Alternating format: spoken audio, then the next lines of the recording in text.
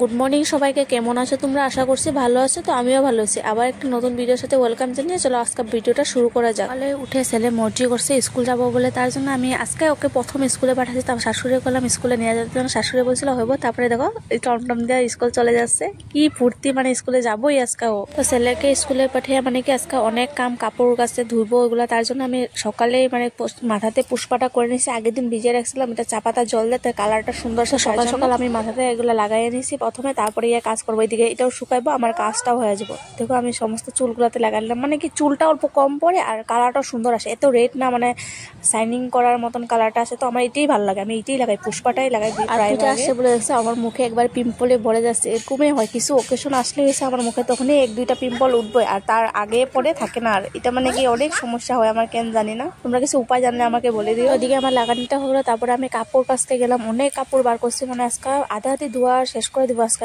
তার জন্য আর ছেলেও ঘরে নাই, জলদি জলদি হবে, তার জন্য আমি অনেক কাপড় কেসে স্নানটা করে আসলাম। স্নানটা মানে ঘরের লেপ কম্বল ব্ল্যাঙ্কেট এগুলো মানে সব রোদেও দিছিলাম আজকে, মানে একবারে সব কাজ করবো বলে। তারপরে এগুলাও ঘরে আনলাম এক এক করে, তারপর কাপড়গুলাও সব নিয়ে আসলাম, ওখানে সব ঠিক করবো। একবার বার করো একবার ঢুকাও, তো ধুলাম, সব ধুয়ে তারপরে ঘরে নিলাম এগুলো গুছাইতে। আর কত সময় লাগে বাপরে বাপ।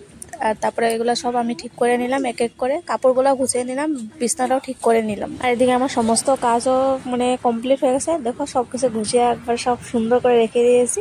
আর ছেলেও স্কুল থেকে এসে পড়েছে, স্কুল থেকে মানে কখনই এসেছে, ওর তো উৎপাত বলো না। আর তো আজকে চুলটা কার্লি কার্লি হয়ে থাকবে, কালকা ঠিক হয়ে যাবে। আজকে আমি ভিডিওটা আমি এখানেই শেষ করলাম।